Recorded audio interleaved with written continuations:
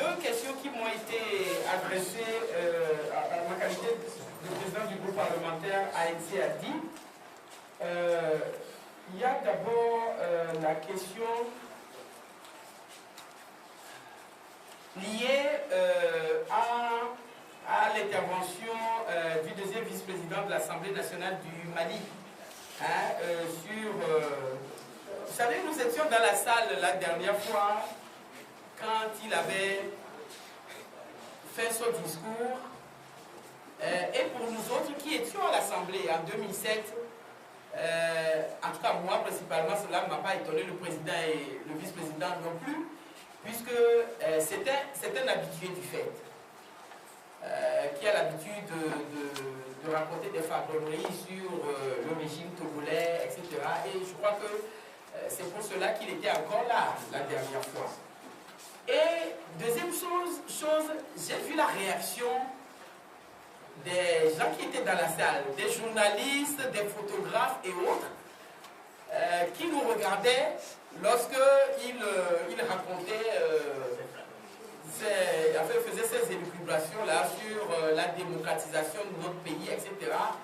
Et moi, j'avoue que la réaction des Togolais qui étaient dans la salle démontre à suffisance que tout le monde, personne ne l'a prise au sérieux, entre ce qu'il racontait et tout cela, parce que la réaction était immédiate dans la salle et je l'ai bien observé.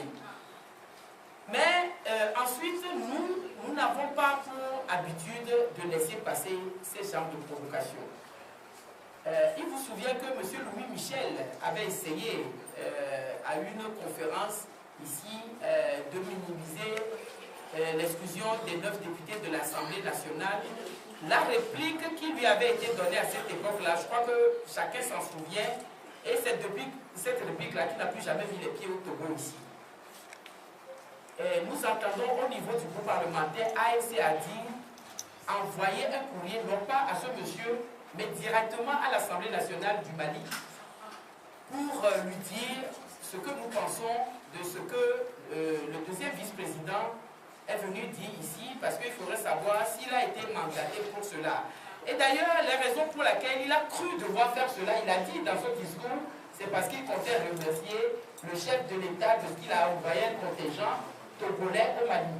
Et donc, il a cru devoir transformer ces remerciements-là en ces choses qu'il a députées et qui n'a convaincu personne, sauf lui seul peut-être, qui n'a même pas convaincu les députés de venir qui étaient dans la salle, parce qu'ils savent très bien, pour les élections de 2005 et autres, ce qu'il en a été. Donc, la réaction viendra et nous attendons envoyer un courrier à l'Assemblée nationale du Mali en signe de protestation à ce qui a été dit. Ensuite, sur la présidence des commissions, c'est vrai que vous avez suivi tous ensemble ce qui s'est passé à ce qui concerne la formation du bureau de l'Assemblée nationale. La conclusion, c'est que aucun autre regroupement ou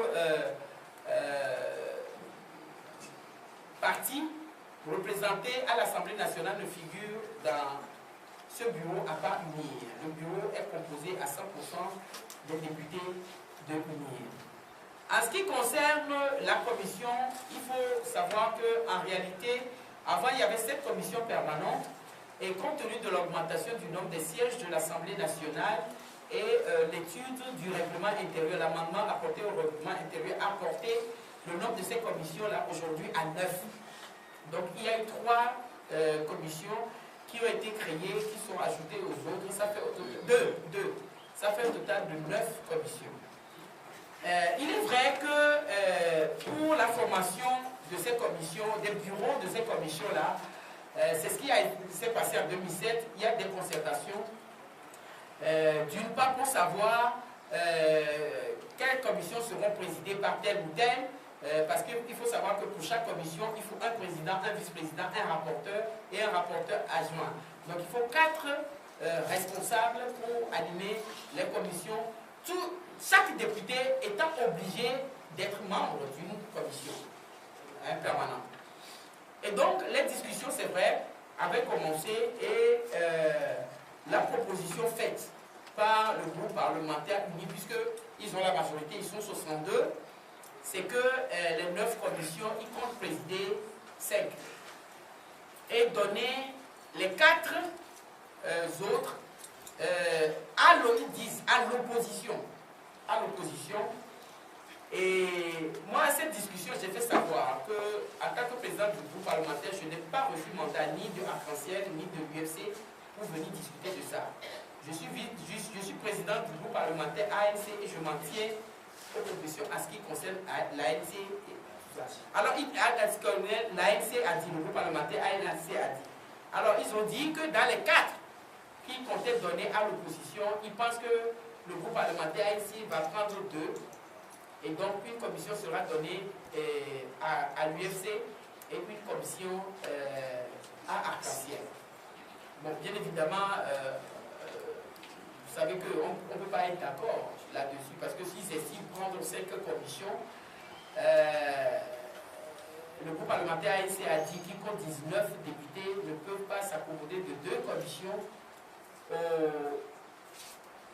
au profit, ou je dirais au préjudice, au profit de l'UFC par exemple qui a 3 députés.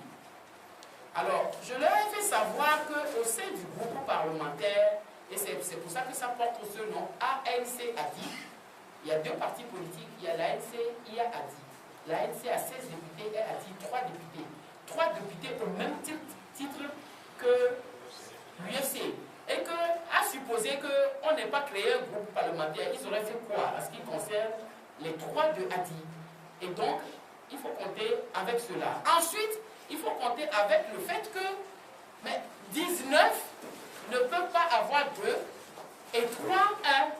Ce n'est pas possible. C'est une simple question de calcul que cela ne puisse pas se faire comme cela. Ensuite, nous leur avons dit, je leur avais dit que déjà dans le bureau, on devait, normalement c'était un minimum de 3 places qui nous étaient réservées dans le bureau, que nous n'avons pas, que UNI a pris pour être toute seule, et que si quelqu'un devait faire des sacrifices, c'est bien UNI qui doit faire des sacrifices, ayant occupé déjà les 3 sièges qui devaient revenir dans le bureau. Au groupe parlementaire ANC a dit, mais les sacrifices ne doivent plus venir du groupe parlementaire ANC a dit, qui n'a d'ailleurs rien à donner, mais de celui qui a déjà et qui doit pouvoir donner. Et que nous n'accepterons pas de nous accommoder des propositions qui sont en train de faire là, à raison de 2 commissions. Mais que nous ne sommes pas allés aux élections pour être président de commission, ou vice-président, ou rapporteur, ou ceci, ou cela, ou être dans le bureau. Que nous sommes allés à des élections pour défendre les intérêts du peuple togolais. Et nous sommes à l'Assemblée nationale au titre de l'opposition. Et que nous pouvons rester aussi des députés de base et faire le travail qui est le nôtre dans l'opposition, c'est-à-dire nous opposer quand nous estimons que les prises de position et ce qui est fait n'arrangent pas les Togolais. Et voilà pourquoi nous sommes là. Nous ne sommes pas là pour devenir des présidents de commission ou des... Et nous ne sommes pas là non plus pour nous accommoder des strapontins que UNI qu'on descend à nous donner.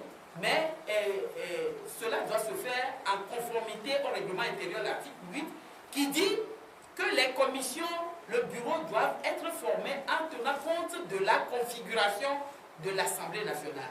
Et la configuration de l'Assemblée nationale qui est de 62, 19, 6 et 3 ne permet pas que les 9 et 1 non inscrits ne permet pas à ce que on puisse unir, puisse prendre 5, donner 2 au groupe parlementaire ANC a dit, 1 à l'UFC et 1 à la coalition Arc-en-Ciel. Et que si UNIR s'en tient à cela, nous nous déclinons l'offre de participer, nous ne participerons pas à quelques commissions, à la direction de quelques commissions que ce soit. Et comme ils l'ont fait pour le bureau, il n'y a pas de problème, ils peuvent s'accommoder et prendre également la direction de toutes les commissions. Ça ne nous empêchera pas, nous, les 19, de faire le travail que nous avons à faire. Nous l'avons fait en 2007. Ils n'ont eu d'autre choix que de nous renvoyer de l'Assemblée nationale. Nous le ferons cette fois-ci et nous ferons, s'ils auront la possibilité de nous envoyer encore de l'Assemblée nationale. Voilà. Ensuite, s'agissant de Alphonse Kouro qui voulait prendre la commission. Bon, moi, je crois que c'est des polémiques qu'il faut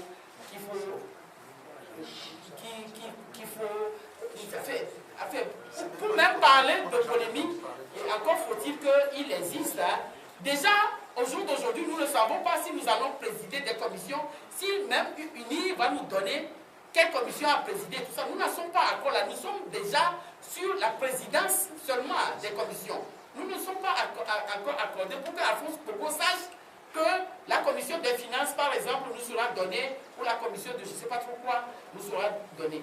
Et je voudrais, et j'estime que j'interviendrai là-dessus, ça sera, je l'espère, la fin de ces, je ne vais pas les appeler les polémiques, mais je ne sais pas comment je vais les qualifier, c'est purement des mensonges qui sont racontés sur ce qui se passe au sein du groupe parlementaire ANC.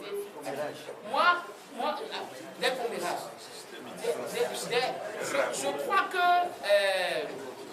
pour ceux qui me connaissent, je n'aime pas les justices et je n'ai pas accepté de présider le groupe parlementaire ANC ADI pour faire des misères à certains. Pour moi, tous les députés qui sont dans le groupe parlementaire sont des députés à part entière, ont les mêmes droits et à compétence égale, le choix pour diriger telle ou telle instance au sein du groupe sera de la même manière faite, qu'on soit de l'ANC ou de l'ADI. Et jusque-là, il n'y a jamais eu de problème. Nous avons entendu parler de cela, que les députés de l'ANC sont en train de faire des misères aux droits de l'ADI, etc. Alors qu'il n'y a jamais rien eu en ce qui concerne cela. Je m'assois à l'Assemblée nationale avant d'être président du groupe parlementaire. Je m'asseyais aux côtés de M. Gouguet.